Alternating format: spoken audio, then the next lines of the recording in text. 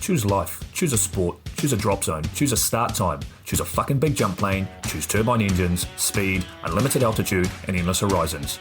Choose height, no low turns, and travel insurance. Choose jump tickets, choose tiny action cameras, choose your mates, choose a rig and matching helmet, choose swoop shorts and a range of fucking fabrics, choose 120 vertical speed and wondering who the fuck you are on a Sunday morning. Choose sitting on that couch, watching debriefs, spirit-saving slow-mos, smashing beers after last load. Choose standing on the podium at the end of it all.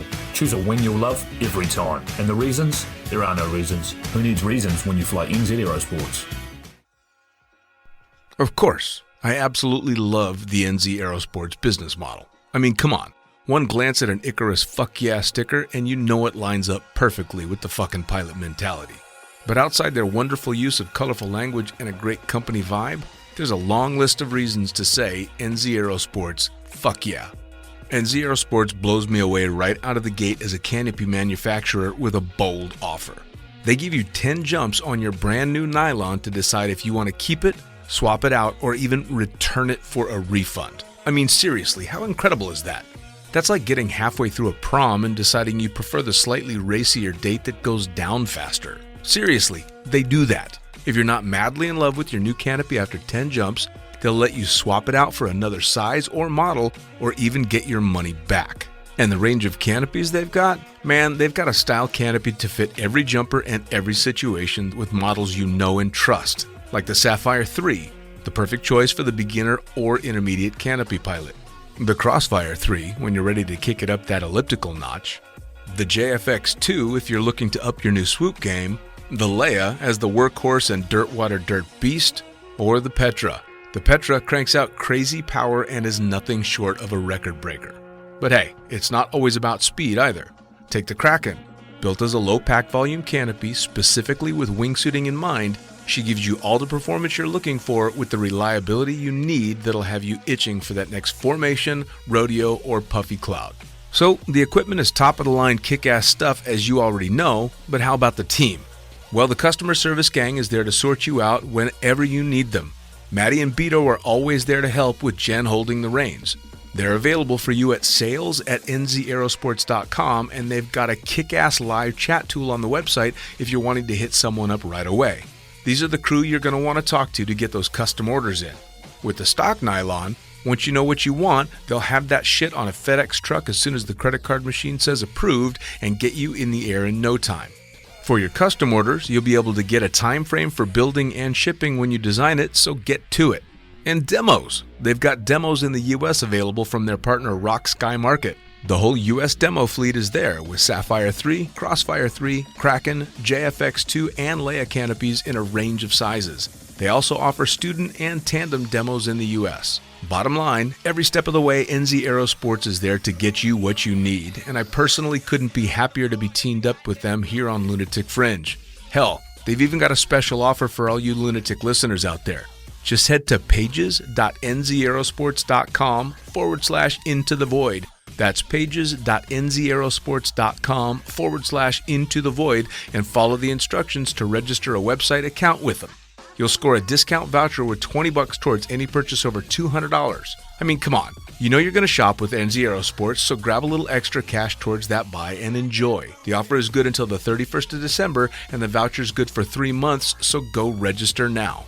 And now, time to get started with Lunatic Fringe Into the Void, brought to you proudly by NZ Aerosports. Fuck yeah. Coming straight from the cockpit, it's another episode of Lunatic Fringe with the fucking pilot.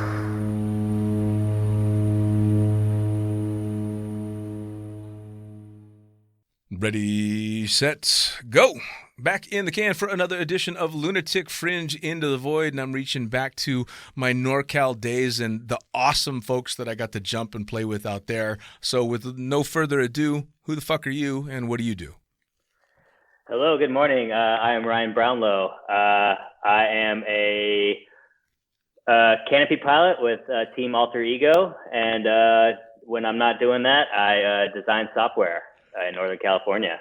Brownlow, man, it's been a long time. We haven't spoken in 8 or 10 years at least. It has been quite a while. It's good to chat with you, man. Yeah, man. Yeah, I mean, I suppose the whole Facebook messaging back and forth kind of counts, I guess, in modern day world. You know, I mean, we're all locked inside anyway. Yeah, I think that's how we've probably mostly kept up. But just a few minutes chatting before this, I think we got more back and forth than we've had in a long time. In a long time. So obviously keeping busy out there. You're doing the software stuff, so COVID is allowing you still to work, I would imagine.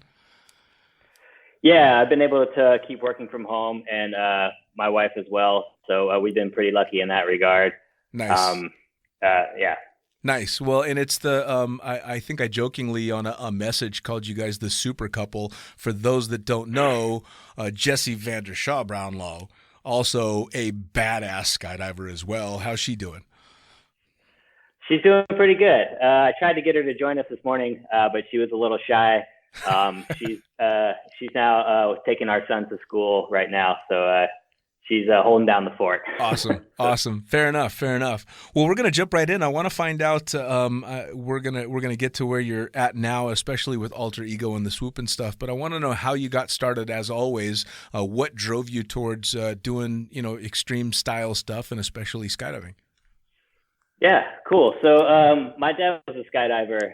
He started back in the early 70s and jumped for quite a while. And then he stopped jumping when my older sister was born. And then he started back jumping again when I was like 14 or 15. And so at that time, he introduced me, took me out to the drop zone to start packing. And so I started packing parachutes when I was in high school, making more money than everybody else that was working at pizza restaurants and stuff.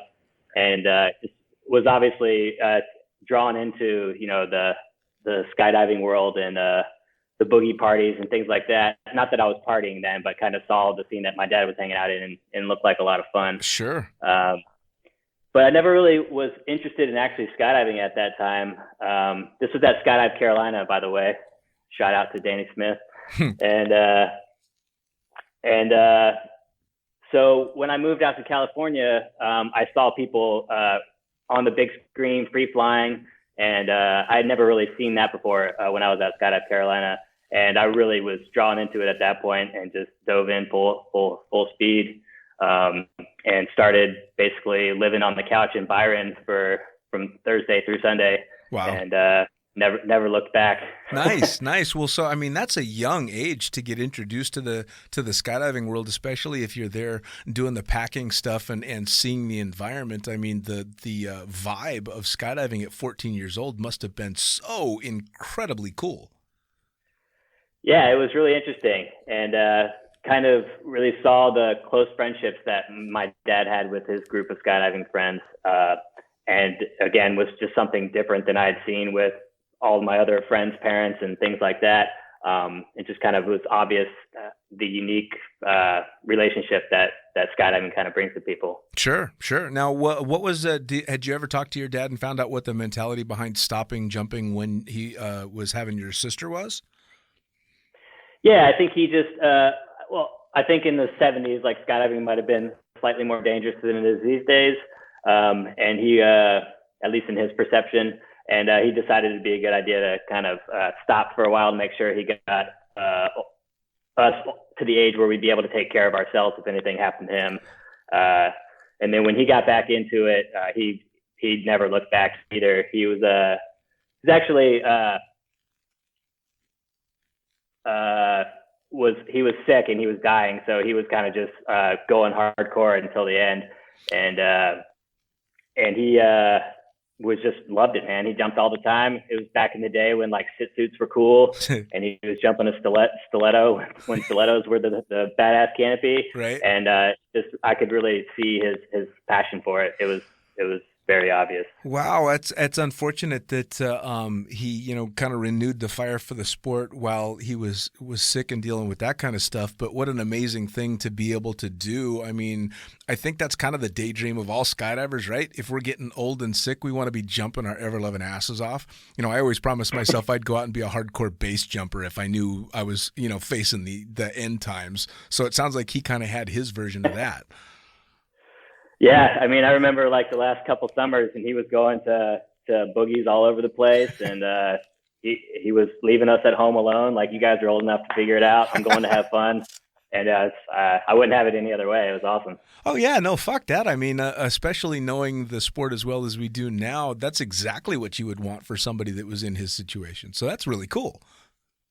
Yeah, and there was one time after he was kind of like 2 weeks to jump by himself, and he went and did a tandem, and all his friends came out with him. And again, it was just like a really obvious how close to the community it was. And it was just great. Like I witnessed it then. And then as I've been in it in my life, I've seen the same thing. Like it's a real thing. And it's a great thing to be a part of. Oh yeah. So him sharing skydiving with me is the best thing that's ever happened to me, really. Well, it has to be. I mean, that's kind of the gift that for you will always be there. That's the one thing you'll always have between you and your dad, even though unfortunately he's not here anymore. I mean, that's something he gave you that's going to continue to give back to you your whole life. Totally. Yeah. And I think like 95% of the people I'm friends with are skydivers, and that's how I met my wife. And it's even though these days I'm not jumping quite as much as I was back in the day, it's still a huge part of my life. Sure. Isn't that weird though? I mean, I've got 25 years in the sport now, so basically half of my life, and I think I'm the same as you. 98% of people outside of family that are in my friend circle are all skydivers, or at least retired skydivers. Yeah, it's funny. Like a lot of the people I work with, and I've worked with for a while, where I definitely have friends, but it's not the same type of friendships. Right. It's very difficult to try and explain to somebody that hasn't been in it the kind of bond that you get so quickly. I mean, I'm sure you have the same thing. The friends that I made in skydiving, I made quick, and they've become incredible friends over my entire life. Yep. And some of the most inspirational people as well, just mostly really good people, really inspirational people who are going big and teaching me to go big as well. Like when I first got into it, I was pretty young, so a lot of the people I hung out with are 10 years older than me. Sure. And they've become my best friends, Which is it's one of the cool things about the sport too, is it kind of breaks down the differences really quickly. I mean, whether it's differences in work or mentality or race or religion or any of that kind of stuff kind of fades relatively quickly in skydiving, and it all boils down to what kind of jumps are you doing, what kind of canopy are you flying, and when can you make it to the drop zone? Yeah, exactly. Which is fucking cool.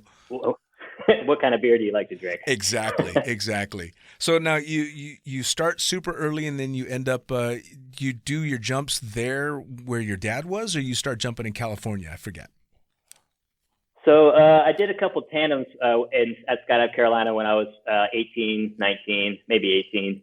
And I never really started at AFF, but when I came out to Byron in California, Bay Area skydiving, right when I got there, I was packing parachutes, and maybe like a month later was their Byron Boogie. And that's when I saw like just epic free fly party going on. And in the early 2000s, or 1999, this was, the free fly scene up here, and still was amazing. And just like a lot of the people that you can think of as legendary free flyers were around.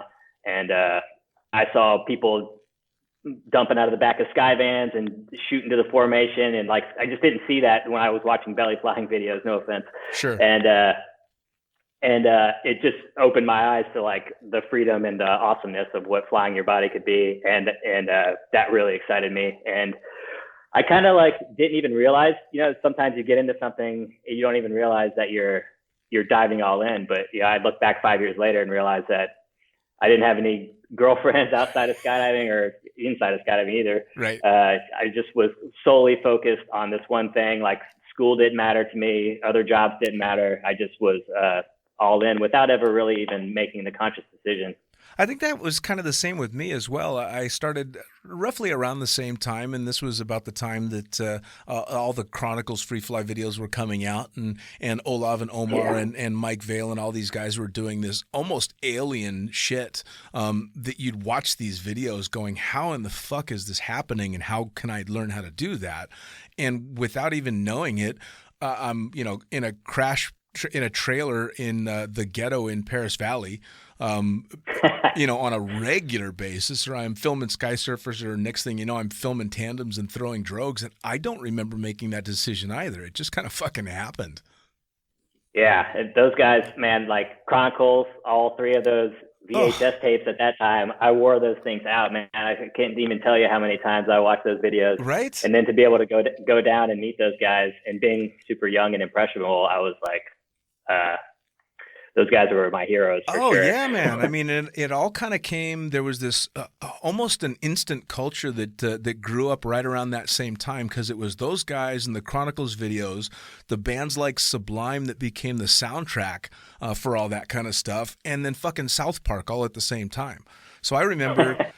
having never seen South Park before, I wasn't a weed smoker or anything, but here I am in my buddy's shitty trailer in Paris Valley, getting stoned, watching South Park, and waking up to go jump, watching the Flyboys racing to catch back-to-back loads, going, what the fuck?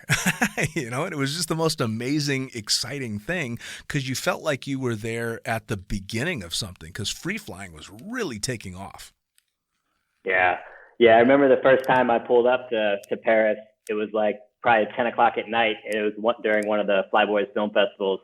And they just had that tent set up out in the landing area with a giant sound system was booming away. Yep. And people were partying it up. And again, I was super young and impressionable. And I was like, I had a friend with me from South Carolina, and his interpretation was much different than mine. He was kind of a little afraid of the scene, but I was ready just to jump right in. Right. And I certainly did. Well, I remember, because I started going to Paris Valley very young in my time in the sport, and I remember being very intimidated by the skill level and being intimidated by the jumping itself, but the scene was this hugely attractive thing. And same as you that party scene was just so over the top. You're just like, what? People are doing what? Yeah. Holy shit, and it was the whole thing just wrapped up into one, just kind of whomped you up the side of the head, and next thing you know, you're 10 years into it. Yeah, it's interesting, because like that party scene is pretty intense, but at the same time, like I think skydiving was what saved me from partying too much. Like you always had to be ready to go early morning Saturday and Sundays. So like, I don't know, like I think it stopped me from like drinking too much and things like that. I was always more focused on being ready to skydive the next day. Not to say that I didn't party my ass off. I think when you're younger, you can kind of punish yourself and still get up early. Yeah, but, you can kind of get away with it. Yeah, but when I look back on it, I think that I probably would have gone down a different, more destructive path if it wasn't for skydiving. Yeah, no doubt. Well, and I think that the big thing with skydiving is that although people let loose in a huge way once the sun goes down and the beer light's on, those are the same people that just spent, that 8-hour first jump course teaching people how to be truly responsible and keep themselves safe. And that's the SNTA is the one hanging from the rafters having this huge party, because he's not responsible for anybody. The sun's fucking down. Do what you want to do. But damn it, when the sun comes up, be ready to jump and be safe, or don't be here. And I think that was a big thing for me too, is you realized, oh, wait, these people kind of have it figured out. They've figured out how to split up when you can go ape shit and when you need to, be careful. And it was a really good lesson to learn very early in that sport. Yeah, a little work hard, play hard mentality. Yeah, man. So you end up in Byron, you're checking out all this stuff. So obviously free flying was grabbing you. Was that your first kind of real passion in the sport, was going out and free flying? Yeah, definitely. That's what really showed me what could be done, or at that time, what was being done. And I was, again, super lucky to have really badass free flyers like Mad Style, Kurt Vert, and a couple other like just dudes who had 4,000 or 5,000 jumps at that time, who were really good free flyers and really open to teaching people, and not like asking for money for coach jumps, but really wanting to kind of bring up the next group of jumpers. And those guys did countless jumps with me for free, and really taught me how to free fly. Sure. And we were super lucky to have those guys around, and they're still around. Oh yeah, man. Well, it's funny you say Kurt Vert. I mean, there's very few people that I think are just, the Energizer bunnies of skydiving, but he's absolutely one of them. He was on the very first load I ever jumped. He actually shot video for my girlfriend on my very first skydive. Wow. Oh yeah. And was there when I did all my AFF out of Vegas, loaned me a rig at one point going down to Paris Valley. Kurt was a fucking still is a rock star. I mean, that guy is excited, as excited to jump today as he was when I was back learning how. Yeah, I think he looks like he's the same age too. He hasn't aged much. Right? I think it's the free fall, man. It just blows us all into a slightly younger category, although some of us are losing our hair quicker than others. So, now, did you ever work in the sport, or was it all just fun jumping for you? So I did a little bit of work. I spent one summer doing tandem video in Colorado on a free fly team with MX, Bill Halsey, and TJ Langren. And we ended up doing a lot more tandem video than free fly teaming. But so I did one summer out there, and it was enough to realize that I didn't really want to work in the sport, because I started just kind of dreading going to the drop zone every day. Sure. It just wasn't, I didn't find it that fun, honestly. Sure. And a lot of it had to do with the situation there and not actually doing tandem video. But it just didn't really work out for me. And I realized that I wanted to keep it as something that was not a job, something fun. Sure, which is, I mean, it's nice to be able to have a sport like this where you can make that determination and keep that separate. I was one of the ones that was lucky that I fell into the sport, no pun intended, more in the working side of things, but I loved it. I loved shooting the tandem videos. I loved eventually doing tandems. And so it's a nice mix, because I find that a lot of the people that work in the sport do it because they really do love doing it. And if you're just want to be a sport jumper, you find a way to make it happen. And you were lucky enough to know, something, I don't want to keep doing this for work until I burn myself out, which is awesome. Yeah, I've seen a lot of people really make it look like a lot of fun, like people who are doing tandems and doing tandem video who just are really enjoying themselves. And I can see the draw, like obviously I can see the draw, but yeah, like I said, I think it was more about my specific situation there in Colorado than it was about the actual job itself. Sure. No, well, now you said you were trying to do a free fly team out in Colorado. Did you end up doing team stuff down the road? Yeah. So before that, back in Cali, I was on Team Jank, and we did free fly team for a couple years, and ended up doing a couple boogies. And my teammates, Steve Harkov and Bob Ash, were just great teammates to have. They were both, like I said, 10 years older than me, and kind of teaching me how not to be such a big idiot as a young kid. Right. And it was really just half big brothers and half friendships. You know what I mean? Like just a really great period of my life. Sure. It was awesome. So you did that team, and that was in California, yeah? Yes. Cool. Yeah, that was in Barry Skydiving and at Skydance. That's Skydance. Yeah, we got a few things to talk about with Skydance for sure. Fucking hell. Well, that's where you and I crossed paths. Yep. That's it. I don't know. Do they still call it Skydance? I don't know. Maybe I think it's still Skydance. Yeah. I think so. I mean, it's Ray sold it. What I want to say, like 3 years ago now. Yeah, it might even be more than that. Like I said, time flies. I'm not quite sure, but those guys have been around for a while now. But I haven't made it up there too many times. Oh, fair enough. Yeah, I've not been back to Skydance for quite some time, but I think I started at Skydance in 2006 jumping, and I did a couple of seasons jumping before I pissed off to Fiji to fly some, and then I came back and ended up flying for a few years. But Skydance was, man, I seem to manage to show up at these cool drop zones at like just the right time when the scene is just amazing. And Skydance was the same, because when I showed up there, the crew that was at Skydance when I was there was incredible. Yeah, I had a lot of fun there, and we were allowed to do a lot of cool stuff. And I guess a lot of people might have some things to say about Ray as the owner, but if you know who he is, his history in the sport, he's a pretty legendary character. Yeah. And definitely like my favorite asshole kind of like. Oh yeah, man. I say that with all the. Dude, I've actually told this story on the podcast before when I showed up to the drop zone in '06 to try and just throw drogues as much as they would let me. I actually had to have an interview with Ray.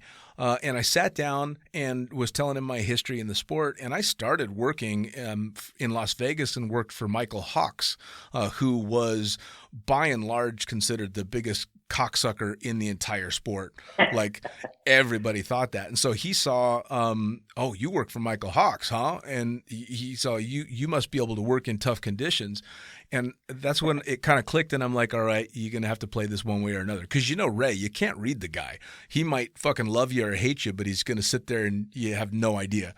So I decided, fuck it, I'm going to go in all for broke. And I smiled and I said, Mr. Farrell, if you're half the asshole, or pardon me, if you're twice the asshole you say you are, you're still only half the asshole he is. So, and he kind of looked at me and then did that fucking Ray laugh and stood up and shook my hand. He's all right, you can work for me. And it's true. At the end of the day, he's a good guy. He's a great guy, a lot man. of shit about skydiving. Man, the guy put me to work when he didn't know me from Adam. He put me in the plane and gave me my first turbine literally the moment that my logbook hit 1,000 hours, when he didn't have to do any of that stuff. And I am far from the only person he gave amazing opportunities to. So especially me, can't bitch about people being grumpy, because I'm a grumpy old asshole too. Yeah, the older we get, the grumpier we get. That's for sure. Right? I think it's worked out pretty well for him, as far as I understand. I think he's retired to Florida and is living the good life, from what I hear. Yeah, man. I just I had a conversation with him not that long ago. He's enjoying retired life, and he still runs a fleet of aircraft, leasing them out and doing the skydiving stuff with those aircraft. And he spends a lot of time doing some fishing and enjoying the sun in Florida, and still being a grumpy old bastard. Yeah, I went through the rigging course in his loft and ended up having some pretty good conversations with him. And before that, I didn't really realize his history in the sport with like early tandem skydiving and stuff. Oh yeah, and really is one of the pioneers of tandem skydiving, and is at least commercially.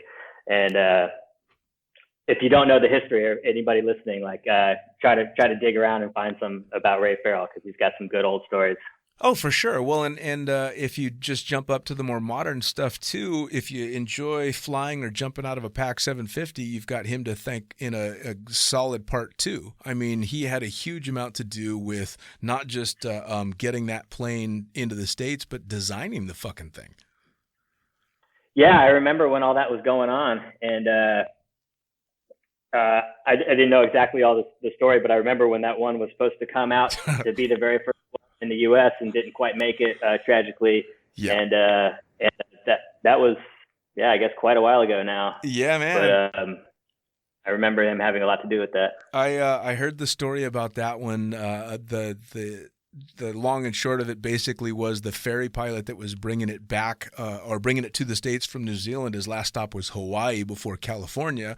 And he topped up the fuel tanks, and apparently he was getting ready to start, and one of the ground guys told him it looked like he had a fuel leak, and the pilot's like, no, it's just draining out of the drain. It's no big deal. And he blasts off, not knowing that there was a leak in the fuel system. I don't know if it was coming out of the fuel cap or one of the lines, but he got to a couple 100 miles short of the California coast and realized by doing calculations, oh, fuck, I'm not going to make this. Calls the Coast Guard, who comes and flies in formation with him as he ditches, but apparently he ditched hard enough that it knocked him unconscious and the bird went underwater. And the Coast Guard won't pull a bird up to save a dead body, so they just let that poor PAC 750 sink to the bottom with the pilot, and it's still there. Yeah. So it didn't quite make it to California, which, on a small side story, when they were flying a PAC 750 from California to Hawaii, to lease to one of the drop zones out there, Ray asked me if I wanted to do the flight with him, and I went, no, I'm good. I could see the hesitation on that. Yeah, for sure. Yeah, that's a long flight in a small plane, man. That would be scary. A long flight in a small single-engine plane with no autopilot, and no, thank you. I'm good. I don't need to be doing that shit. Yeah, well, that was definitely a shame that worked out that way. Yeah. Although I mean, it ended up he got quite the number of packs in the States as well, and of course that's the plane that I got to fly for you guys out there and meet the crew that was out there. And man, what a crew Skydance had, because you were out there. You had all the cast of characters. Jim Matthews was out there. Donnie Brown. I mean, just the most amazing people. It was a good time for sure. I feel like that it goes in like different cycles of different people, but I swear, like I started jumping out Skydance probably like 2002, 2003, all the way through 2009 or 10. Yeah. And just the whole time was just a rotating cast of awesome people, and just like different times, like the what did we call the place, that the house halfway down the runway that people live? The double wide. Called it. The double wide. wide. Yeah, like, the double wide. Oh my God. Great times with the double wide. Oh, that place was just, it had an open door policy. You never had to knock. You just walk in the door, and you were always welcome if you had booze. And that was Matthew's place. And Matthews, I had him on the podcast, and he told some of the stories, riding the Beacon naked and all this shit. So if you haven't listened to any of the Jim Matthews podcasts, listen to that one, and you'll get a really good idea of what life in the double wide was like, because holy shit. He was oh my God, yes. Well, and then of course we got to talk briefly for sure about Mr. Donnie Brown, the biggest smile and the greatest fucking giggle ever on that drop zone. I've never met in my entire life a more welcoming, smiling, grinning human being than Donnie, ever. Yeah, he was definitely one of my best friends, and like I said, when I was young in the sport and meeting people that were 10 years older than me and kind of helping me see how to be an adult human, he was one of the ones who was just the best at that. Yeah. And we were kind of, when we met, we were sort of both in the same spot, where my father had just passed away of cancer and his father had just passed away of cancer. And we were both trying to learn how to free fly. And we just hit it off right away. And Donnie, like, he was super adventurous and trying to go out and do shit that most people his age didn't really like have the energy to do anymore. Right. So he had this thing where we would leave at like midnight to go up to Tahoe to sleep in the parking lot and be the first ones on the slopes in the morning. And like, he couldn't find anybody else to do that. So he's like, "Hey man, you want to come with me?" And like, I was freaking 19, 20 years old, so I had the energy for that. And we did that several times, and we just formed a really close friendship over that time. And just love that guy and miss him every day. Oh yeah, man. That's the double-edged sword of skydiving, though, right? Because I never would have met Donnie Brown if it weren't for skydiving, and I never would have had to deal with the loss of Donnie Brown if it weren't for skydiving. So I wouldn't give up a second of any of it, even having had the outcome that we did, but it still sucks. Yeah, it is a double-edged sword, man. But yeah, like you said, live hard, play hard. Yeah, man. And honestly, he was the epitome of the best of skydiving, because I've never met a more giving person ever. He and I became good friends, and I took him on a bunch of flights, and he welcomed me into his home a number of times and helped me out with a bunch of stuff. And I'll never forget when I was getting ready to just fly full time. I wasn't shooting video anymore, and I had my prized camera helmet that I'd had forever, and it was all dinged up.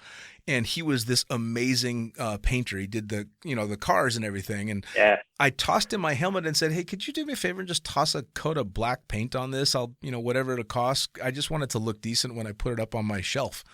And I thought he forgot about it, because like 2 months go by and I hadn't heard anything. And then I walk into the pilot office, and I didn't know he was hiding around the corner waiting for my reaction. But I opened the door, and this pristine, custom, amazing looking fucking helmet is sitting on my desk, and I'm like ready to burst into tears. It was so fucking gorgeous. And there's Donnie with one of those classic Donnie hugs going, "Dude, I had time. Here you go." It was just amazing. Yeah, he was always there to help out with a paint job. And like, that wasn't his favorite thing to do, was like paint people's helmets, because he didn't want to get into like having to do that for a bunch of people. Sure. But if you were a friend, he would definitely do it for you. And he did one for me as well. And I remember like, all right, I'm going to get it all prepped for him so he doesn't have to deal with the sanding bullshit but I'm not a painter and I don't know what the hell I'm doing. Right. So I sanded it and I handed it to him. He's all like, this is not ready to paint yet. Hold on. And so he did the whole prep and sanded it clean and everything. And, Right. made a nice sweet paint job with a stripe down the middle and everything. Awesome. Yeah, it's fucking great. I think he painted some other plane parts for you at one point, maybe. He and did, definitely, man. Did you ever hear the story behind what I got him to do with that particular part? I don't know if I know the full story. So, well, I mean, obviously it shouldn't have had to have been painted in the first place, but he had to do a little minor paint job and repair on a piece of aviation equipment. And it was a piece that you wouldn't normally be able to see the top of this when it's back on the airplane where it should be. And so he painted 3 amazing ghost flames in different colors that you could only see from above if the sun was hitting it the right way. And I thought that was the coolest fucking thing in the world, because chances are that plane is still out there with those ghost flames that nobody has ever seen except for me and Donnie, which I thought was the coolest thing ever. Yeah, for sure. That was a bit of an oops day. We want to go too much detail into that one. No. We'll let that one go. Well, after I'm done flying for a living, we'll do that. So, tell me about you've obviously pushed on a lot harder, because in between the time that I've seen you last, you became a member of a very successful swoop team. Yeah. So sometime after all the free fly teams kind of went away, I started really, well, actually, even before that, getting into canopy piloting and just realizing that even though no matter what else was going on at the drop zone or who else was out there, that I could go grab a canopy and have some fun by myself. And it really just kind of grew on me. Once I got over the fear of like, well, let me step back. So like all those guys that taught me how to free fly back in the day, Evan and Mad Style, those guys, like I remember when they first got their velos, and I remember having the feeling of like, why would you add all that extra risk into skydiving? Sure. I remember specifically having that thought. And, you know, as you progress and you get more comfortable under canopy, your mind obviously changes. And I remember the first time I was on like it was like a Sabre 120 or something, and just turning at the ground and feeling the difference of speed than my other giant canopy I had. And then realizing like, oh, okay, like once I learn how to control this, I'm going to have a lot of fun with this. Right. And I never looked back.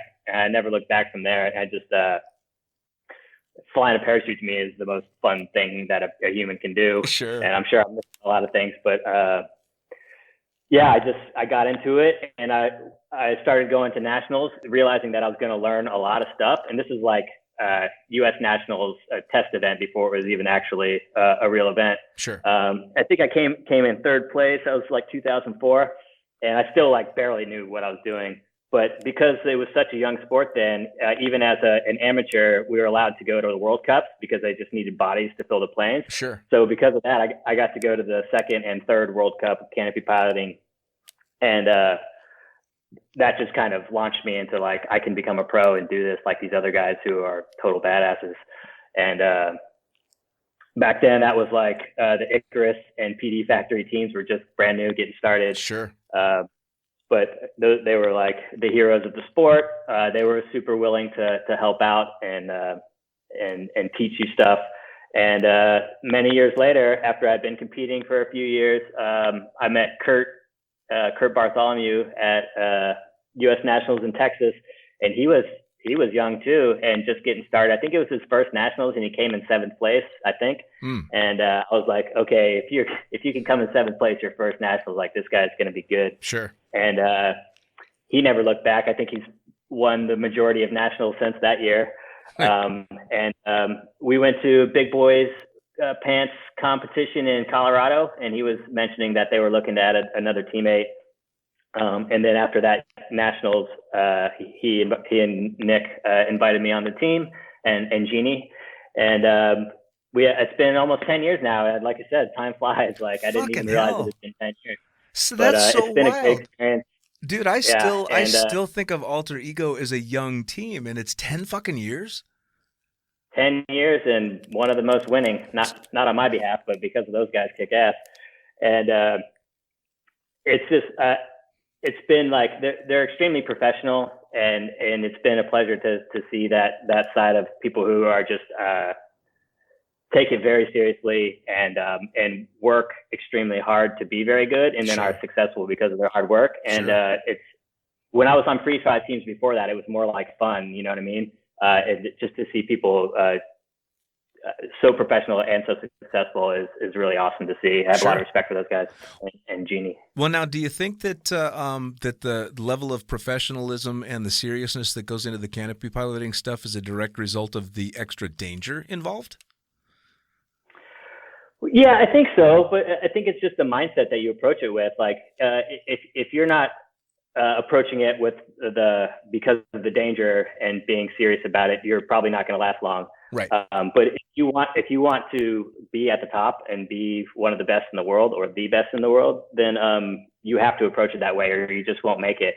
And I always kind of was just sort of going along, having fun and being good because I had a lot of experience doing it. But I was never going to make it to be number one in the world without making it like a mission. You know what I mean? And approaching it as a business, approaching it as a real thing. And I think that watching how they approach it made me realize that I wasn't approaching it with enough seriousness, and that their success is largely driven from the way they approach it. Sure. Well, I mean, it's almost manic. I mean, that's everything. They are 100% all in, whether it's the competition or even training other people, because I know they do a lot of flight school stuff now too, don't they?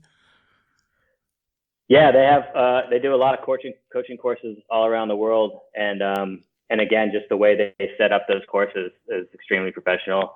And you've seen a lot of people from the free fly days try to make a business out of being a free fly coach or whatever, and they do it like a real business, and it's a model for if anyone else is looking to how to make a business coaching in the sport. I would say that they have a model of how to do it correctly. Sure. Well, it's kind of like we got started in the adolescence of the new era of skydiving, again, free flying, and we both came up as canopies were really starting to kick off. You know, I mean, I was just getting started when stiletto came out, and you had to prove you had 500 jumps to even touch one of those things, which was a fucking brilliant marketing scheme. Brilliant. But you've seen this amazing progression, and I think now it's kind of the almost the beginning of the adult years in skydiving. It's become a real fucking business, and people are carving out real futures for themselves. It's not just a sport that you're going to do for a little while. If you decide, you can make a life out of it. Yeah, and it's hard too. You got to not just be good at the sport, but you also have to be good with people. You have to be good with business. So it's really like you have to be a really well-rounded person to pull it off successfully. And I don't think I had that vision when I was younger.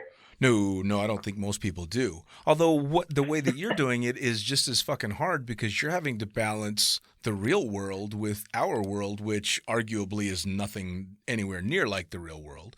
And that's got to be kind of tough too, right? Because you have to be an adult some of the time. And a lot of skydivers, even though they have to be professional in the sport, they don't have to be adults. It's difficult when you're trying to compete at the top of the world level in canopy piloting, because it's something that you have to continuously do all the time. And when you're competing against people who jump 7 days a week, it's hard to keep up. And I sort of rely on just the fact that I've been doing it for almost 20 years as my how I can sort of keep up. And it's extremely difficult. And like when you're jumping these really small parachutes that are highly loaded, if you take a month off, man, you put that thing back on, and it's a little scary. It takes a little getting back used to. Yeah. And so you have to be able to maintain that level of comfort, because if you can't, especially in a competition, and when you're training, you can't like hold back, or you're just not going to win. Sure. Like you have to be charging full bore, and you can't do that safely if you're not doing it all the time. And so it is extremely difficult. Yeah. I think that's one of the hardest things for me, for sure. Yeah, man, and that's a very fucking thin line. I mean, I think I had taken I don't know, 3 or 4 months off. I hadn't jumped my sport canopy when I was flying for Ray, flying the pack, and I was busy training. And of course, he was beating me like a dog, so I was flying my ass off. And I had trained Zach to fly the Cessna and jumped out on my sport rig as his sign off, and hooked my Velo 96 like I'd been on it the day before. Lost the feel for it, stayed on the rears too long, and broke my fucking tailbone in front of Billy Sharman and his dad. And then, of course, Ray, being the big sweetheart that he is, gave me the afternoon off before I had to fly for the next fucking month sitting on a broken tailbone in the back. Oh, geez. Lesson learned, though, right? I mean, I was lucky it wasn't worse than that, because I kind of forgot. Oh, wait a second. By the standards of canopies at that time, a Velo might not have been the badass in the sky anymore, but it was still a very high-performance canopy, and I didn't show it the respect that it deserved, and it fucking bit me, and I deserved it. Yeah, I mean, it doesn't take a small parachute to break you. You really need to be comfortable with what you're flying. Yeah. No matter what it is. I tell that to anyone. Yeah, for sure. And currency in the sport, like my wife and I talk about it all the time. It's like the less you jump, the less safe you are. Like the more you jump, the safer it is, because that currency is everything. Sure. Now, how is it jumping between the two of you now? Because I mean, it's not just you and her anymore. You got a young one now. Yeah, so it kind of changes as he gets older. At first, we could sort of like stick him in the corner and he'd sleep most of the time, right. And we could trade off jumps. And so we'd both go out together, and then she would jump, I would jump, and we'd trade off throughout the day. And that's evolved to she'll go out one day, then I'll go out the next day. But our son's older and running around and wants more attention, of course. So it's getting harder and harder. So we're kind of do one day a weekend, and then one of us will do the next weekend one day. Right. That we're kind of at the point now. It sort of feels like like I said, my dad quit jumping. Not that I'm going to quit jumping, but the point where it's like it's important to spend time with our child, and so we have to make that time no matter what. And so it's less than it was, and that's where that currency thing comes back in. But every time we go, I make sure that I put on the small parachute and make sure that I can stay comfortable with it. And sure. And we keep charging. Like I've had thoughts about, maybe we'll just quit for a little while, but Jessie is she's nowhere near that thought yet. I don't think she wants to jump as much or more than I do, and so we're going to be around for a while still. Well, and I mean, you guys are both kind of cutting edge. You on the canopy stuff, and her with the free flying. I mean, she's got a couple of world records now, doesn't she? Yeah, I think adding up all her world records, I think she has like 7 or 8. She's been on quite a few, maybe even more than that. Upright records, women's records, and overall big wave world records. She's come a really long way since we met, and has very little to do with me helping her. Like she's just charged super hard. Like her charge reminds me of when I was 20 and 21. Like she just can't get enough of it. That's awesome. That's awesome. Now, so you guys, how long have you been married now? 5.5 years. Okay, so coming up on. You guys got married. You've got the newborn now. I know a lot of married couples in the sport that have had different reactions towards the sport once they've got a family going. And I've had some couples in the sport have been, we won't jump in the same load, or we won't go on the same day just in case. And they won't take the risk of both parents being on one plane or something like that. And others are like, the sport hasn't changed. We're still going to be safe. We're still going to do those things. We just have to make sure we're taking care of the kid as well. So did you guys ever have to sit down and have that conversation, or did you already know where you were at before the kids even came in? Yeah, I think we talked about it a little bit, but I think we were on the same page. Like the sport hasn't changed. Like obviously that thought's going to be in your head when we're on the same plane together. But now it's so rare that we're on the same plane together. Like we're looking for the opportunity to jump together. Sure. So yeah, we don't really think that we need to not be on the same plane or not be at the drop zone. And we think it's important, especially that we both work other jobs, that we stay happy humans and happy parents, and do the things that are important to us. Sure. And so making the time to skydive is still important. Oh, it has to be. It has to be. I mean, it's been such a huge, and still is such a huge part of your life. Now, looking down the road with the kids, is skydiving something you're going to encourage or discourage, or you're just going to see what happens? I think that we just see what happens. Like I don't want to be, neither one of us want to be the kind of parent who's going to try to tell our kid what to do. Not that would work anyway. So like, I think that we'll just let him find it on his own if he does. And if he doesn't, that's fine too. But I do, when he'll like, well, he knows what skydiving is, and he kind of talk about it every once in a while when he sees it.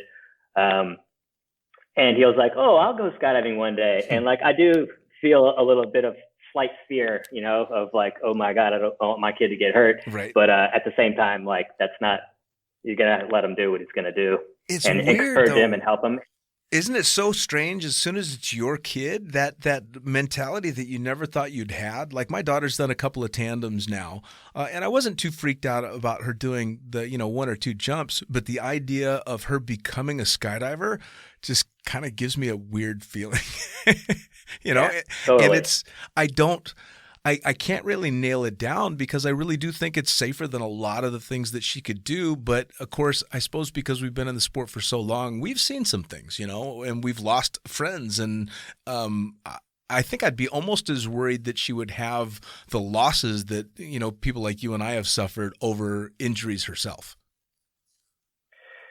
Yeah. I haven't really thought about that so much, but I think like your daughter's older, so you kind of know what type of human she is. Like, Sure. I still like, I don't know if he's going to be like super gung ho and not careful. Like, I don't know what his mentality is going to be like when he gets older. And like, that's the thing that would scare me the most, is if like he thinks, oh, I got this. It's not hard, or Right. it's not scary. And then that's the people that get hurt. Right.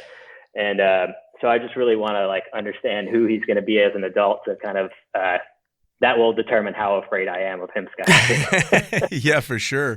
I actually just was on the podcast having a conversation with Olga Nemova, who's a canopy pilot as well. And she had to overcome the fact that she was a little too gung-ho and had a bunch of injuries that she kind of downplayed the severity of. And that would have always been my worry, because I'm a big fan of the fear that I've had to deal with in the sport, because it's kept me safe. You know, I applaud it. I wouldn't get rid of the fear that I've had to deal with for anything, because if anything else, it's made me safer and less complacent and more able to recognize when I'm going down the wrong path. So I think you're right. Knowing whether or not he's going to be balls out or be able to take it mellow is an important thing for sure. Yeah, that fear is important. It really is. It keeps you in tune with what you need to be doing. Well, especially with stuff like what you're doing. I mean, the canopy piloting on these small wings is so intense, and it is so precise that you've got to not just be able to keep that fear in check, but recognize that it's there to keep you safe. Yeah, and you find yourself in situations like in competitions where, like, hey, the load's going, you got to go. And it's maybe conditions that you would probably, if you were just having fun at your home drop zone, would probably just decide not to jump in. And you have to be able to, obviously you have that fear at that point, but to be able to keep that in check and still be able to charge hard. And that's where it gets, I think the hardest or the most scary is when you're like, I probably wouldn't jump in this, but it's competition and they're saying, let's go. So let's go. Right. And it's an interesting feeling. Yeah, well, and I've obviously not in competition, but I've been pressured into situations to make jumps in conditions that I would not normally do, and you get away with it. Obviously, I'm still here, so clearly I got away with it. But in retrospect, you sit on the couch that night going, "Oh Jesus!"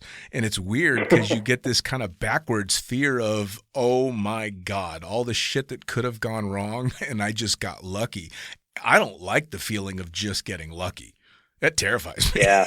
You know, I don't want to. Yeah, I mean, my biggest fear is like I've had a few injuries, never in situations like I just explained, but my biggest fear is breaking my leg again or getting hurt some way. That's it's just going to be a huge problem. So I tend to be a little bit more safe when I can these days.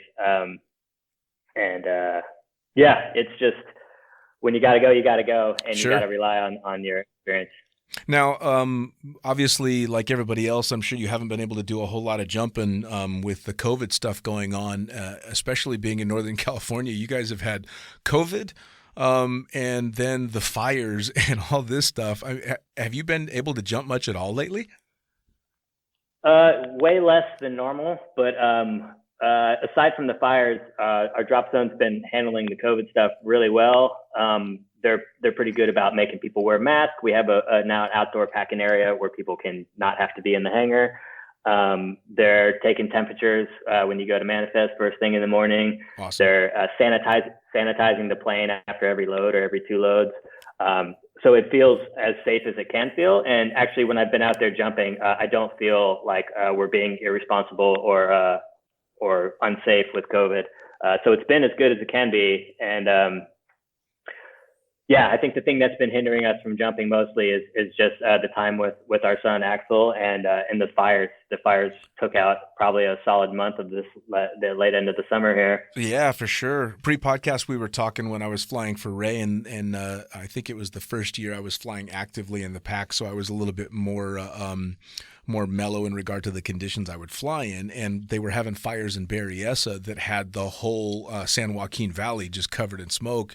And I had loads that wanted to go up, and I think I got up to about 5,000 feet and lost sight of the ground. And I'm like, yeah, no, and I know this has been 10 times what that was. You had said there was a day that the sun didn't even come out. Yeah. We just woke up one morning and the sky was kind of orange, but like black orange. And it just stayed that way all day. Like Jesus. The sun never came out. People's porch lights stayed on all day. Their light sensors. It was apocalyptic for sure. It was really strange.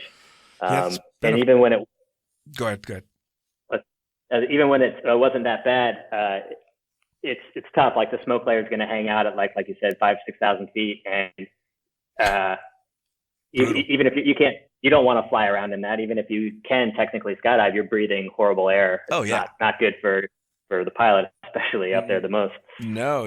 I mean, it's been, seeing it all from a distance and watching it on the news and stuff, I'm just shaking my head going, Jesus, man, this year just has been a little off the chain. And it's postponed so many things too. It put nationals off and the Project 19 was supposed to be this year, wasn't it? Yeah. Jessie just had a meeting a week or so ago with a lot of the ladies doing that, and it sounded like there was people from all around the world, and everybody sort of had a different story, but all of it was we're not jumping nearly enough to go do a world record right now. Sure. Or we're not jumping at all in some places. Sure. So it was interesting to kind of hear those stories from other people around the world. And see that we're actually fairly lucky here in Northern California where we can keep jumping with the safeguards aside from the fires. Sure. Well, and it's good that to hear that the drop zones are taking precautions like that. And I know that there was a huge discussion about the nationals and people were getting very fired up on both sides of it. I was really happy to see that they made the decision that they made. I actually just had Steve Hubbard from the USPA on the podcast, and I had said to him, whether or not they could have done it safely, the optics of having the nationals during all this would have been horrible. It would have just made skydivers look even worse to people that don't understand the sport. So I was all behind canceling, if nothing else, just because, come on, skydiving is finally getting to the point where it's a business, and people are looking favorably most of the time at it. And I think that would have done a negative to it.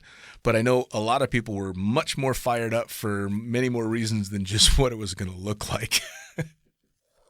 Yeah, I mean, that was a unfortunate kind of back and forth there. Like, I feel like a lot of people on the side of not doing it were just felt like USPA wasn't really giving a lot of information and kind of making decisions like in a black box. Right. And that was part of people's frustration for sure. And the idea that they would do it, and some people would be coming from states that were quarantined, and it would be very, from my personal opinion anyway, hard to make it fair when you have some people who have to take 2 extra weeks off of work to quarantine when they're returning or whatever. It was just a lot of different dynamics that were going into it that was going to make it a strange year.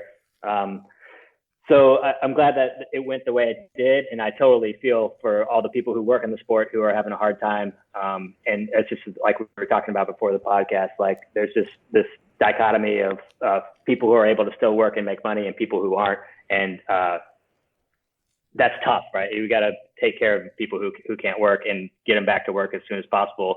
So it's just like communication and keeping everybody on the same page is important. And that's really not happening at all at the national or state or even within the skydiving community. Sure. So it just turned into a lot of arguments that were unfortunate and I wish never happened. Well, and I think, and again, before the podcast, we were talking about everybody's kind of on edge and has been for quite some time. And regardless of what direction your political views are or anything like that, I'd hop online onto social media ready for a fucking fight. Like, bring it on.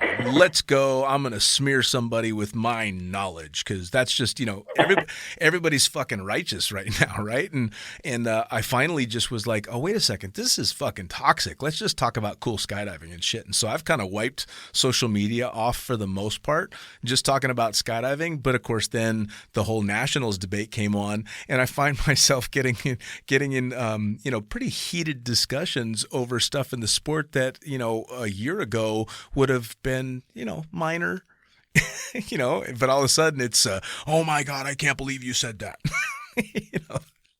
Yeah, I think people are just generally a little bit more fired up this year than normal these days.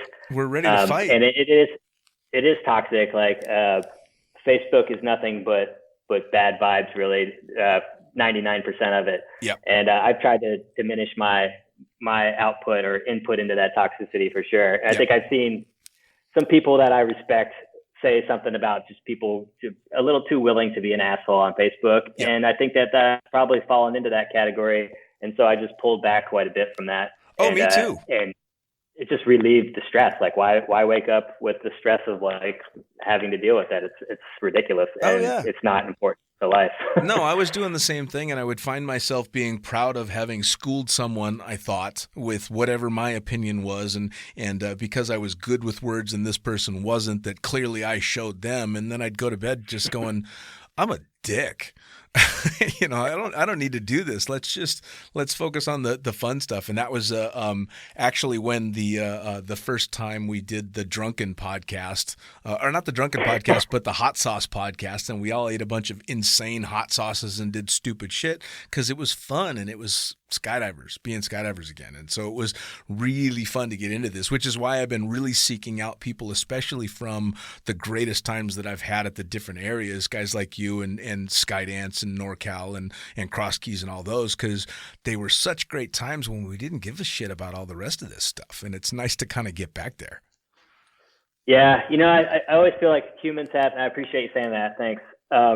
But humans have sort of a short memory span. So I always hold out this hope that like in 3 years, this is going to all just seem like a distant memory and we're going to be back to good times again. Like, hopefully that is the case. I hope so, or at least a much better version of whatever the new normal is going to turn out to be, both in the real world and in the skydiving world as well. And hopefully, 2021, we're going to be able to go ahead with nationals and all the canopy piloting competitions and Project 19 and all the really fucking cool shit that's coming along. And we can kind of at least put part of this behind us, which would be really nice.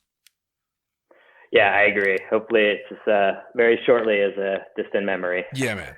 Now, for people that are listening, how do they keep track of you as an athlete? How do they keep track of Alter Ego and not just the competing side of it, but the canopy courses and all that? How do people find you and the team?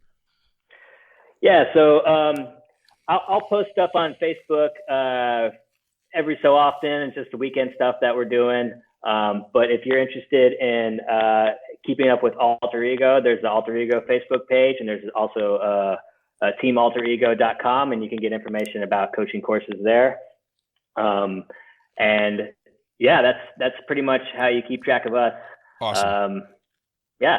Well, and hopefully you're hanging under the nylon competing here really soon, and hopefully Jessie's able to continue driving hard with the free flying and doing the Project 19 stuff, man. It's super fucking cool to catch up with you after all this time.